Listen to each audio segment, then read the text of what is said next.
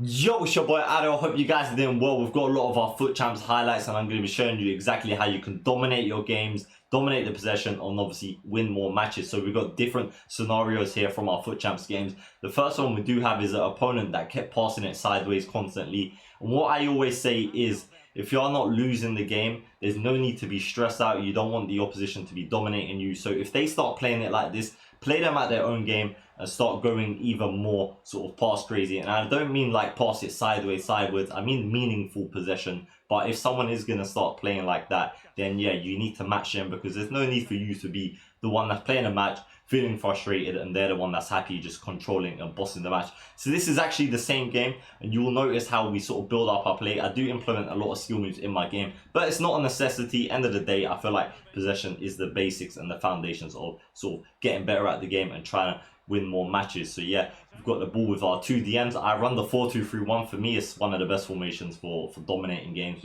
because it's just very balanced. You got your two centre mids, you got your Lam, Ram and Cam, and it just allows you to have the ball all over the midfield. So we've done a multitude of different passes there, and we've really frustrated the opponent to the point where he's actually made a mistake, and we nearly score a goal right here. And this is very important. You're not going to score a goal from every chance just by passing it around, and some people do play drop back one depth, and there's why it's important to also frustrate them by keep passing it around.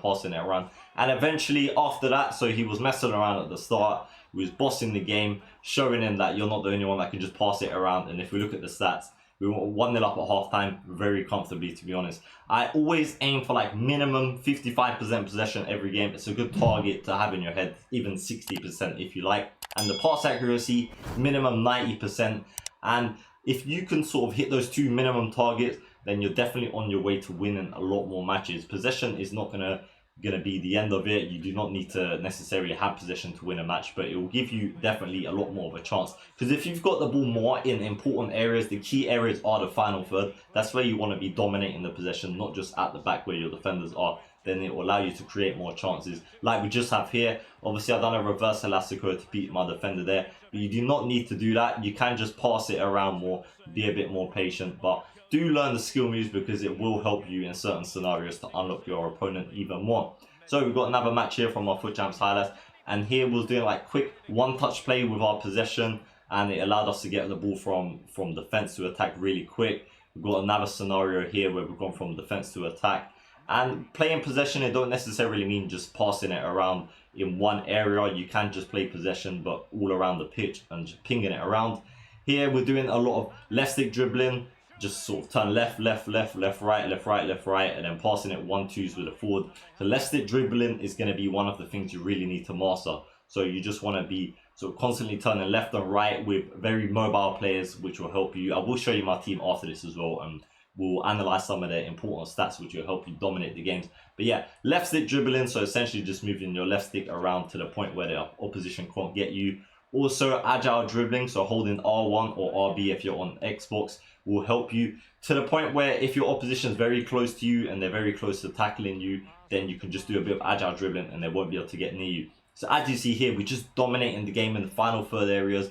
He's sitting really deep, very hard to unlock him, and then eventually we do a ball roll one-on-one with the goalie, and it's a good goal. So I don't know how many passes that was there. It's got to be over 15 at least. And yeah, that was just a really good example of how it does work. Here we've got another match highlight, and like I said, we've got different scenarios. So we conceded in the 87th minute, another Futchamps game like they all are. 87th minute, 3-3. I might have been winning this game actually 3-1 or something like that anyway. And we'll see what I've done. So 87th minute, I think the game before this I just lost on penalties as well. So I definitely knew that I needed to win this game, because I didn't want to lose 2 on the bounce. That would have been really poor, especially as we're trying to go for elite anyway. So we're patient, we're not rushing. End of the day, if it's 3-3, we're still not losing. We want to have the last attack on the game as well. I don't want to allow the opposition to have the last attack.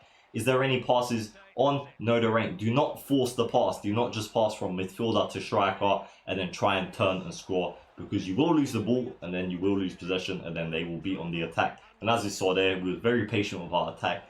And thankfully it paid off. So from us conceding very late, I didn't lose my head. I knew I was in control of the game still, because we're not losing, and we managed to win the goal very late on. We've got another game here, 27th minute. We've gone from goalkeeper to right back. We've gone from right mid to right back now. We're triggering runs, trying to get players to make alternating runs. The right mid has taken the right back away from the game. He's very close to me and just walking away. A lot of the time as well, this will help you a lot. I do not run around the pitch. You will notice a lot of it, I'm walking or jogging if you like. And that is what you want to be doing when you're controlling these areas. Just walking around the pitch. When they get near you, do a skill move, turn away, agile dribble, pass it to someone else. Look for open space. Always, when you're passing, like a lot of people are struggling this year with passing, but you definitely need to be looking at the player you're going to pass to, and that will help you a lot. As well as obviously the stats you have, the chemistry styles, but we will have a look at that after this as well. And yeah, we could have possibly scored a goal, and now the opposition was on the attack. We managed to win the ball back, and yet again we're back to our normal playing style. We've got it. Dembele is our cam. Pass it to our right mid. We're seeing what's on. Is there a pass to make? There is in the right mid. What we're doing, we're looking for passes around now, and we pass it into the box, and then we get the goal. So this is my team, and what I mean by chemistry styles and the player I have is exactly like this. So I've got Kevin De Bruyne and Kante in CDM, or centre mid, in the 4-2-3-1.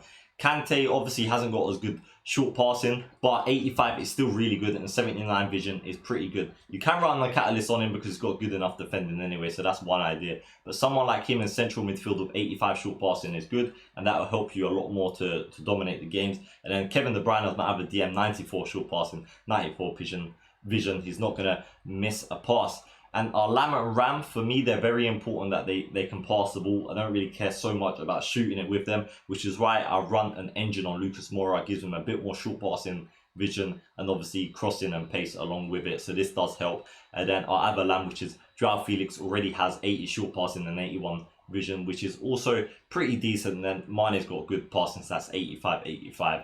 And Dembele's ain't great, but 78, 76 is still pretty good. You can run a dead eye, but because you lack some other stats, that's why I use the finisher. So you always have to bear in mind the players you've got in your team as well. Maybe you want to run a catalyst on them or an engine just to buff those stats if you've got sort of cheaper players.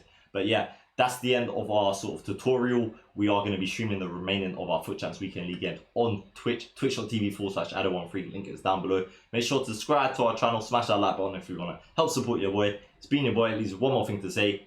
Safe.